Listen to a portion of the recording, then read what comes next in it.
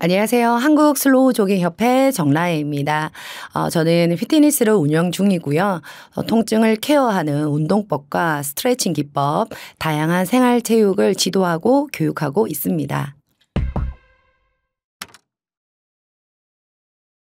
요즘 슬로우 조깅이 굉장히 유행이더라고요. 그래서 슬로우 조깅을 아직 모르는 분들을 위해서 좀 설명을 해주시면 좋을 것 같아요. 일단 말 그대로 느리게 천천히 뛰는 운동법입니다. 이게 얼마나 느려야 되냐면 달팽이처럼 느리게 뛰어라고 하거든요. 그래서 옆 사람과 대화할 수 있는 정도의 속도로 달리는 운동법입니다. 최대 심박수 60에서 70% 이내로 아주 천천히 저강도로 뛰기 때문에 누구나 쉽게 힘들지 않게 할 수 있는 장점이 있습니다. 그럼 요즘 존투 운동이라고 해서 저강도 운동도 좀 유행인데 이것도 일종의 존투 운동일까요? 그렇죠. 전투 운동하고 조금 비슷해요. 일단 심박수는 비슷한데 저강도라는 것은 비슷하지만 슬로우 조깅에는 몇 가지 규칙이 좀 있습니다. 바로 보폭과 착지법인데요. 보폭이 매우 좁아요. 한 10에서 20cm 정도. 그리고 착지법은 앞꿈치로 착지를 합니다. 그래서 좁은 보폭 때문에 관절에 무리가 없고 또 앞꿈치로 착지를 하기 때문에 또 안전하게 달릴 수 있어서 훨씬 더 편안하게 할 수 있는 운동입니다. 일단 처음 하시는 분들은 제자리에서 앞꿈치를 한번 띄워보고 자, 뒤꿈치를 거의 안 띄어요. 그래서 앞꿈치 착지가 훨씬 더 우리 관절에 편안하게 할 수 있는 착지법이고요. 보폭은 아까 제가 10에서 20cm 아주 좁게 나아가시면 됩니다.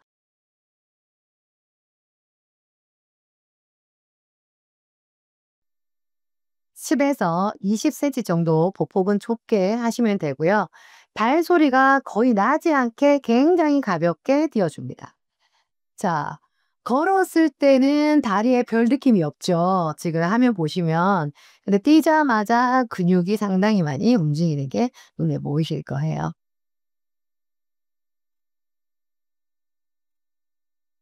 자, 실수하는 부분들이 대부분 무릎을 너무 탕탕 치거나 아니면은 뒤꿈치를 들고 이렇게 뛰는 경우들이 있거든요. 슬로우 조깅은 뒤꿈치가 닿되 앞꿈치로 착지를 합니다. 뒤꿈치가 거의 닿습니다. 이 부분을 체크를 잘 해주시면 돼요. 한 번 더 가볼게요.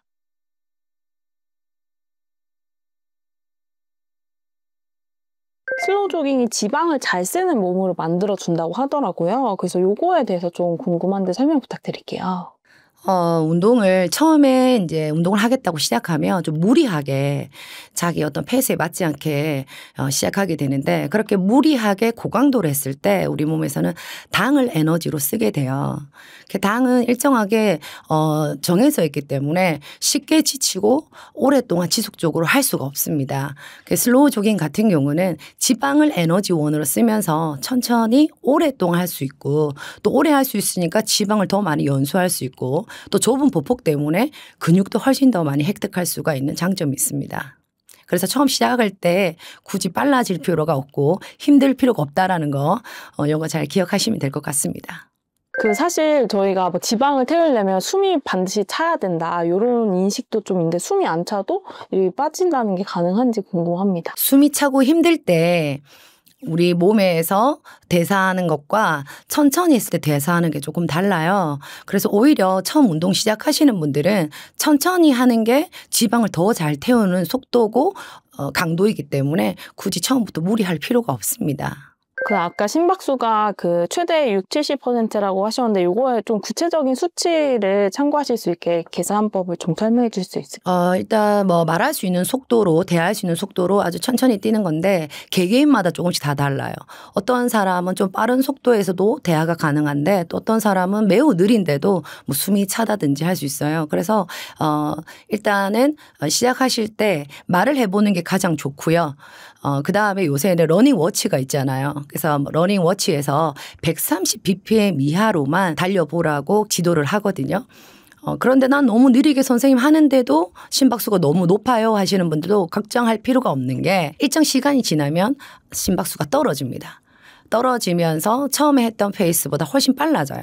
그래서 굳이 처음부터 빠르게 하지 않아도 되고 점진적으로 빠른 속도가 나면서 심박수는 안정적으로 변합니다. 그 대표님께서 이제 방송 나가신 영상들 보니까 대표님께서도 한 4kg 정도 감량을 하셨다고 하셨는데 이게 식단 조절 없이도 감량이 되는 거라고요. 그렇죠. 저는 직업 특성상 움직이는 에너지가 워낙 많고 소비하는 에너지가 많고 또 식사가 좀 불규칙해요. 특히 이제 밤늦게 많이 먹고 그리고 제가 살이 조금 쪘을 때 그 시절이 스트레스 상당히 많이 받을 때였거든요. 그러다 보니까 조금 더 먹고 몸이 많이 무거워졌었는데 일단 도저히 제가 식단은 자신이 없어서 슬로우 조깅을 거리를 좀 더 늘리자. 그래가지고 아침에 30분, 오후에 30분 이렇게 1시간을 목표로 매일매일 뛰었고 또 주말에 시간이 될 때는 2시간씩 뛰었어요. 그리고 60일 만에 4kg 체지방 감량했고 몸무게죠. 네, 몸무게가 4kg 감량했죠. 더 놀라운 건 체력이 너무 좋아진 거예요. 그래서 작년에 8월 달에 굉장히 더울 때인데 울트라 마라톤 50km를 완주했습니다. 그리고 올해 사이판 또 국제 마라톤도 풀 코스를 완주했고요. 그럼 보시는 분들이 운동 워낙 많이 하시니까 그런 거 아니냐 생각하실 수 있는데 실제 이제 협회 회원분들 사이에서도 뭔가 좀 드라마틱한 감량 사례가 있으면 좀 소개해 주실 수 있나요? 네, 맞습니다. 저의 사례도 제 스스로 굉장히 만족하지만 사실 그 방송 이후로 많은 분들이 지금 슬로우 조깅을 실천하시고 특히 가까운 동호인들이라든지 그다음에 저희한테 지도를 받은 지도자분들이 아주 짧은 시간에 효과를 많이 보셨거든요. 특히 중요한 점은 식단을 크게 하지 않았다라는 거예요. 일단 매일매일 30분씩 그리고 1시간씩 꾸준하게 해왔다는 점 그리고 제 유튜브에도 소개된 남성분이 계시는데 그분 같은 경우는 100kg 몸무게가 지금 현재 한 80kg 정도 한 20kg를 식단 없이 감량하셨고 더 놀라운 건 처음에 1시간씩 매일 하셨어요. 근데 요즘 기록을 보면 가끔 20kg씩도 달려요. 그만큼 이제 달리는 체력과 몸이 많이 준비되었다는 뜻이겠죠. 방금 단기간에 효과를 봤다고 하셨는데 보통 그럼 감량 기간이 얼마 정도? 개인마다 차이가 있겠지만 일단 슬로우 조깅 하시면 일주일 만에 느낌이 바로 와요. 왜냐하면 이 좁은 보폭 때문에 처음에는 우습게 생각할 수 있어요. 영상으로 보면 저게 운동이 될까? 정말? 라면서. 근데 직접 실천해 보시면 30분을 딱 하자마자 허벅지가 묵직해요. 이걸 일주일 딱 하잖아요. 근육통이 옵니다. 처음 운동 시작하시는 분들은. 그래서 근육에 자극이 많고 또 아까 에너지 대사가 지방이라 했잖아요. 그래서 스스로 가벼워지는 것을 느껴요. 그러면 이제 조금 더 열심히 하겠다라는 의지도 같이 생겨요. 그 저강도 운동으로 사실 제일 많이 하시는 게 만보 걷기, 막 오래 걷기 이런 거일 것 같거든요. 근데 이런 그냥 평범하게 걷는 것보다 슬로우 조깅이 더 좋은 이유가 무엇일까요? 일단 저도 이제 걷는 분들도 예전에는 많았었는데 요즘은 정말 슬로우 조깅 하시는 분들이 주변에 많이 계시고 일단 걷는 분들 보면서 슬로우 조깅 했으면 좋겠다라는 생각을 많이 할 만큼 효율성이 굉장히 높습니다. 슬로우 조깅이. 효율성이 높고 또 걷기에 비해서 에너지 소비량이 2배 이상 높기 때문에 걸을 바에는 뛰는 게 안 좋을까. 물론 걷기에도 좋은 장점들이 많거든요. 그런데 큰 근육을 자극하는 힘이 좀 떨어지기 때문에 이왕이면 슬로우 조깅으로 체지방도 빨리 태우고 근육도 좀 빨리 만들 수 있는 슬로우 조깅을 하는 게 더 어떨까 생각하고 또 걷기를 선택하시는 분들은 대부분 이제 몸에 부담스러운 거예요. 걷기까지는 할 수 있는데 내가 무릎 상태라든지 그다음에 허리 상태라든지 그리고 연골, 발목 여러 가지 문제로 몸이 약하신 분들이 부담스러워 하시는 말이에요. 그래서 저는 걷는 속도로 할 수 있는 크게 충격이 없는 슬로우 조깅을 같이 병행했으면 좋겠고 또 뛸 수 없다라고 생각했지만 실제로 우리가 급한 일이 있을 때 뛰게 되거든요. 오늘 만약에 급하게 저 차를 절대 놓쳐서는 안 돼 할 때는 나도 모르게 폭발적인 힘으로 그 버스를 절대 놓치지 않은 어떤 그런 힘이 나옵니다. 이 말은 무슨 말이냐면 우리는 좀 달리기에 유리하게 몸이 설계돼 있다. 특히 큰 엉덩이와 긴 다리 그리고 발목, 아킬레스건 여러 가지 이런 조건들이 달리기에 유리한 몸으로 설계되어 있는데 생활이 너무 편리해졌잖아요. 그렇죠. 앉아서 모든 게 가능해지다 보니까 조금 그런 기능들을 상실해 가는 게 아닌가 그런 생각이 들고 이 책 안에 정말 재미있는 내용이 있는데 세계적으로 신기록을 낸 에티오피아 마라톤 선수가 맨발로 금메달을 땁니다. 놀랍죠. 운동화 없이. 요즘 너무 운동화 막 따지는데 이 선수는 맨발로 금메달로 신기록을 내는 내용이 있어요. 결국 뒤꿈치로 뛰지 않고 앞꿈치로 뛰었기 때문에 가능하다는 거거든요. 그래서 슬로우 조깅의 이 착지법이 몸에 무리가 없고 또 맨발로 해도 충분히 편안하게 할 수 있기 때문에 그런 기록이 나오지 않았나 생각이 듭니다.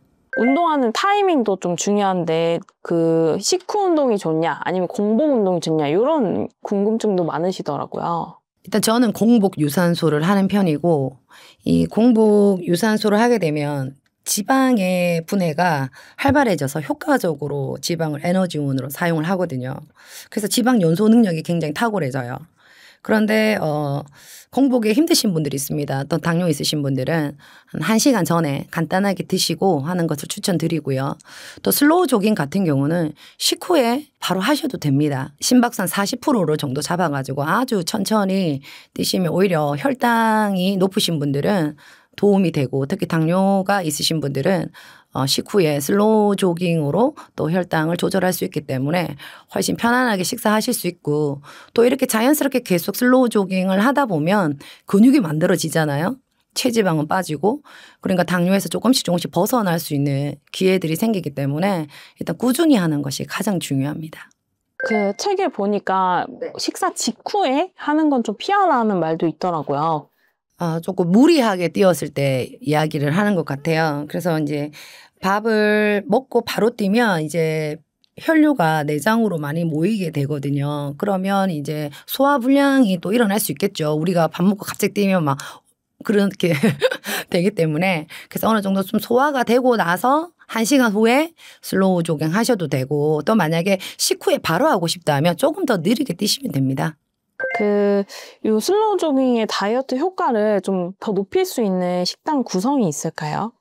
일단 이 지금 제일 사람들이 싫어하는 거잖아요. 그죠? 식단하는 거. 식단하는 걸 제일 어려워 하셔가지고 다이어트에 실패하시는데 저는 일단 현실적으로 할 수 있는 방법을 소개시켜 드리면 일단 식단하면서 슬로우 조깅을 병행하면 가장 효과가 빠르긴 한데 지금 현대인들 스트레스가 많고 먹는 걸로 굉장히 우리가 해소를 많이 하잖아요. 근데 이걸 너무 타이트하게 식단을 처음부터 짜버리면 금방 포기하게 되더라고요. 그래서 저는 적당하고 맛있게 먹되 매일매일 슬로우 조깅을 실천하는 거 30분 이상씩. 그러면 어떤 일이 일어나냐면 나중에는 어느 정도 몸에 어떤 운동 효과가 일어나잖아요. 그럼 자연스럽게 덜 먹게 돼요. 그만큼 스트레스 지수가 떨어지고 내가 조금 하고자 하는 의욕이 늘어나면서 자연스럽게 식욕은 떨어지기 때문에 그때까지는 조금 슬로우 조깅을 매일매일 꾸준히 한다. 이런 편안한 목표로 나아가시면은 훨씬 더 다이어트에 도움이 될 것 같고 또 마라톤이 목적이신 분이라면 식단을 조금 하면서 연습하셔야 좋은 기록을 내는 데 유리해집니다.